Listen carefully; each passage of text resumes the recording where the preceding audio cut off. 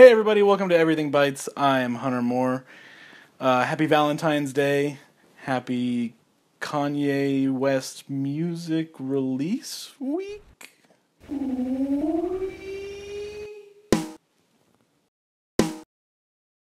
The Seaons are a rock and pop outfit from Medford, Oregon, but I won't hold that against them. Wink.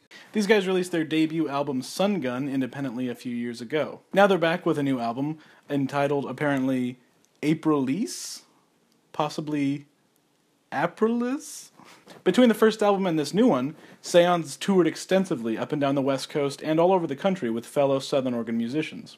Now they're back with a bigger sound and presumably more experience based on the lyrics in this thing. Now going into Aprilis, the first thing I noticed was the artwork, which seems heavily inspired by, or taken directly from, the late 19th century romantic painter Albert Bierstadt. The album, like the paintings, feels very big. It's lush and luministic, and there's a certain widescreen sweep to it that I really enjoy, and I think is mostly in part to the production, which is totally unlike their the production on their first album. The first track opens the album with some beautiful ambient passages, and then later in the song the guys present us with some gorgeous vocal harmonies reminiscent of some Helplessness Blues era Fleet Foxes. A few tracks into the Aprilis, and we're still getting the lavish production and improved songwriting that Sean Siders and his band have clearly spent many hours poring over to make sure that this album sounds good, because it does. It sounds great.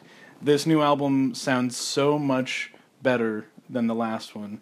It's a real joy to listen to, just purely sonically. The two-part song that sort of closes out the first act of the album is bookended by a track called Garden of Time, which I really like, and it sort of reminds me of some gloss drop era battles with the syncopated drum hits and the I feel like electric piano mixed with guitar sounds that we're getting. It's a really interesting use of instrumentation. There might be some synthesizer thrown in there. I'm not quite sure, but it sounds great, and it sounds professional at a level that Seaons haven't really sounded before. That great guitar and electric piano sound comes back later on the album on the song The Visionary, which, as expansive as it sounds, is still super accessible, super easy to listen to. The same could be said for all of Aprilis. I feel like this album is expansive and sort of ambitious in a way that Sun Gun was not.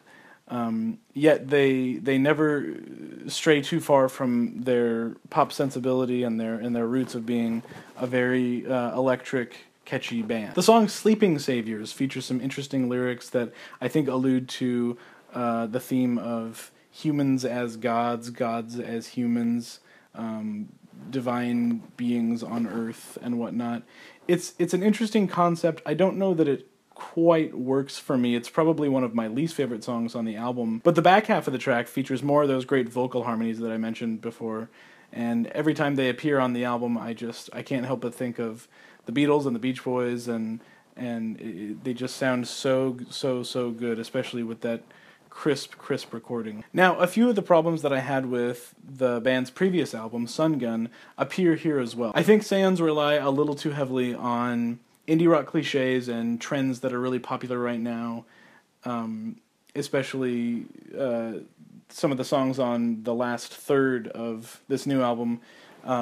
They kind of delve into some post-rock light territory, or some like third or fourth wave emo stuff in the songwriting that I don't care too much for, but might appeal to somebody else. But of course the reason I bring this up is because I had a similar beef with the band's last album, because I thought that they were just kind of trying to emulate the people that they liked at the time. That album ended up sounding a little bit too much like, Vampire Weekend and Local Natives and the pop and rock bands that were making waves in the indie world back in 2010, 2011. That being said, I think the music here is so much more palatable, and I really enjoyed it a lot more than I thought I would.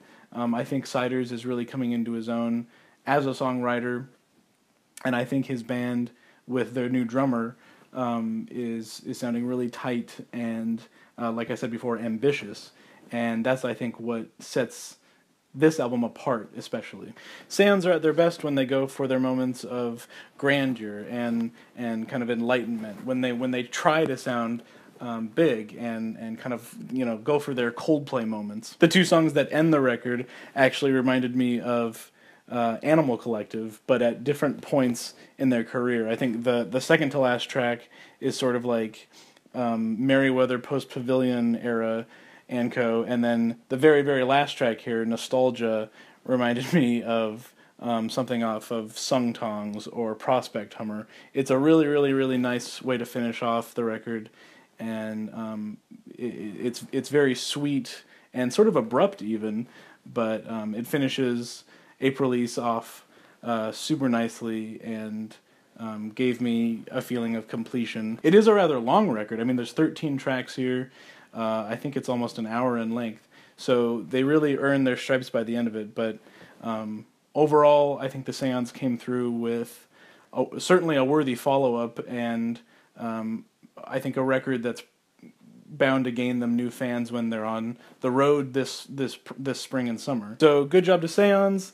Thanks so much, guys. Thanks for sending me the album early. Sean, Micah, Grayson, I hope that you have a blast touring this record. I wish you luck with your future endeavors.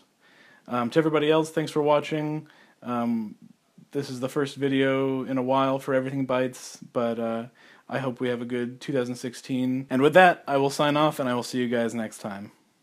Remember, these boots were made for John Cena!